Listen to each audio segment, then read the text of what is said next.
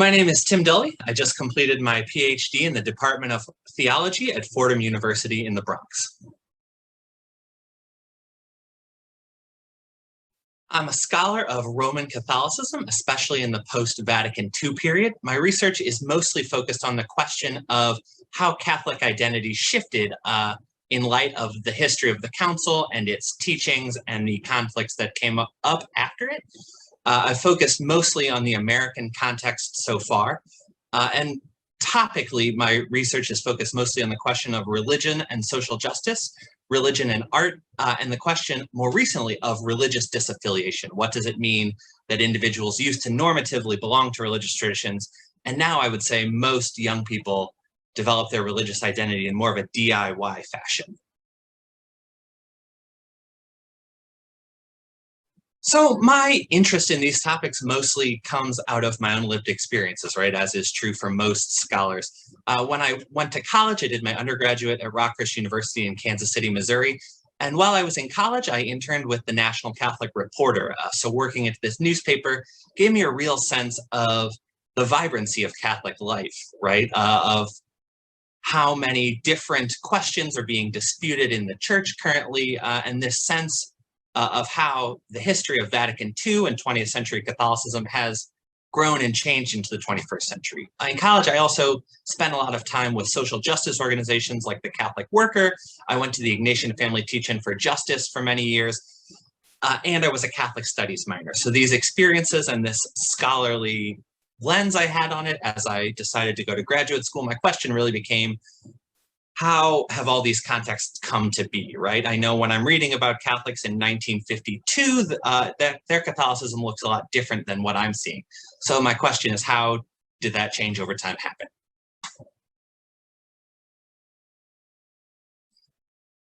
So my current research project, which was the focus of my dissertation and hopefully will be expanded and adapted going forward, focuses on the pop artist nun Corita Kent. She was born in Iowa in 1918. And moved to Los Angeles at a young age. After she graduated high school in LA, she joined the Sisters of the Immaculate Heart of Mary, a progressive and rather glamorous order of Catholic nuns. Corita herself was a visual artist, creating serigraphs, that is, silkscreen prints.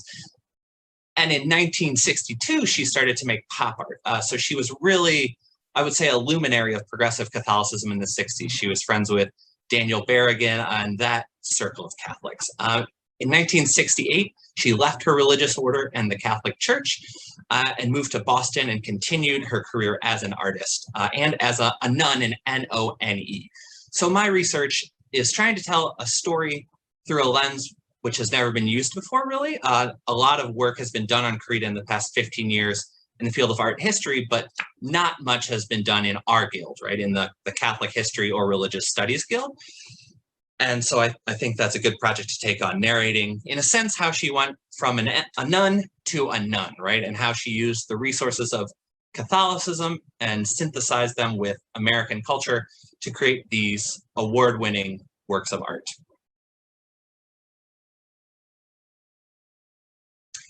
So I first heard of Corita Kent when I was reading the story of her order's conflict with Cardinal McIntyre in Los Angeles, I think, which is a story that's really well known in our field. These nuns who, after Vatican II, kind of wanted to expand their autonomy. And as I was reading about them, it was mentioned that their most famous member was Sister Corita Kent, and she sounded so interesting. I wanted to read more about her, and there wasn't really very much about her. So I decided that could be a good topic, and that's what tipped me off to it. What kept me with it was that she did so many different things. She was a heralded teacher. She was an award-winning artist.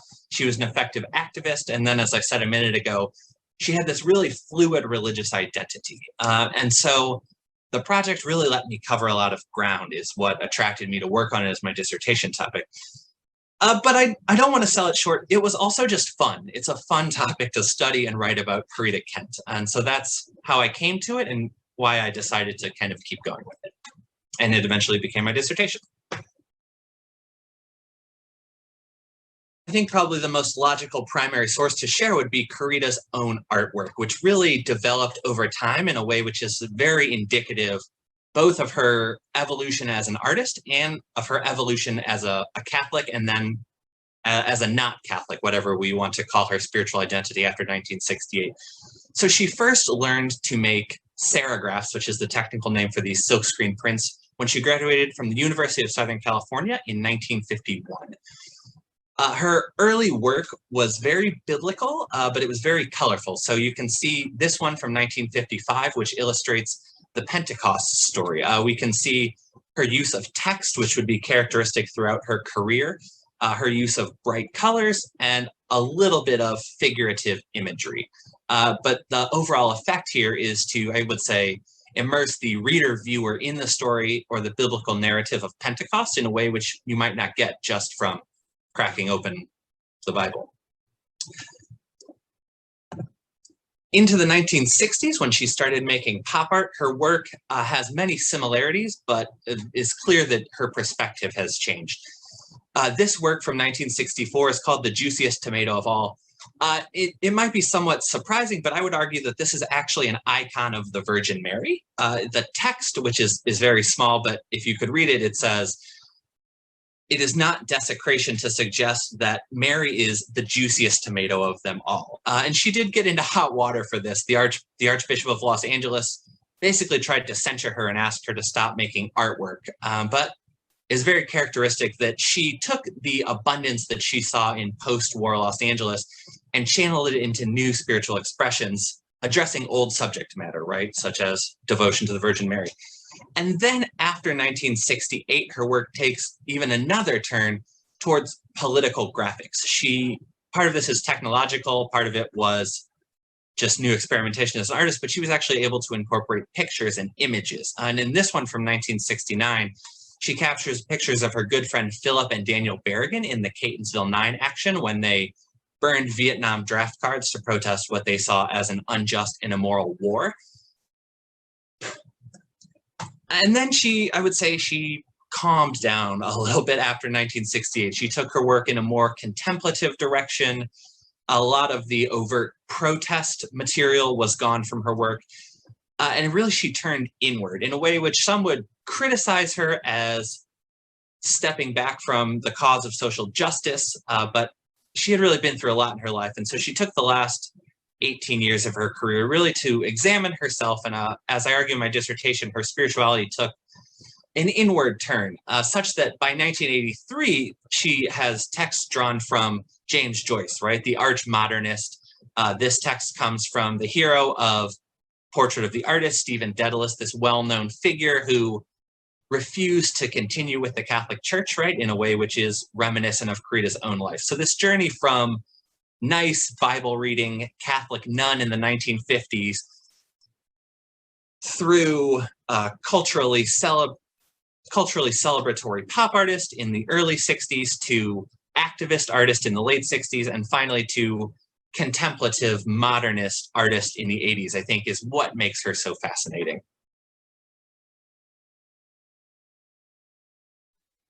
So studying Corrida, I hope, adds to a number of different conversations in our field. First off, just doing scholarship that focuses on Corrida Kent with the tools of religious history or in conversation with Catholic theology and spirituality, I think is valuable in and of itself. I would say that in 1968, when she left Catholicism, and one author called her the most well-known woman religious in the United States, and said she was the paradigm of the new nun, right? So she was really a celebrity in her day in a way which she is not presently. And so I think it's important just to recover that and tell that story and add it to our memory of the Catholic 1960s. I would also hope that this adds to scholarship on Catholic women religious. I think they really are in many ways the avant-garde of American Catholicism, and they explored possibilities within Catholicism that were way ahead of their time, or at least were very novel or very innovative, and Corrida chief among them. So just understanding how women religious have shaped Catholicism as separate from all male hierarchical leaders like the bishops really expands our sense of possibilities for Catholicism. And lastly, because, as I said, Corrida was a nun in N-O-N-E by the 1980s, she self-identified as a nun, and that term, I think, really has only come into vogue among religious studies scholars in the past 10 to 15 years. So in a sense, she's ahead of her time, and I am really trying to explore her as a figure who can teach us about religious disaffiliation. We don't yet have many individual histories of what this looks like. Everybody knows what the Pew Report says. Everybody knows that we have a statistical rise of the nuns, but we don't have a lot of good studies about how that looked. And so I think that she is, in this day and age, more important figure than she's ever been.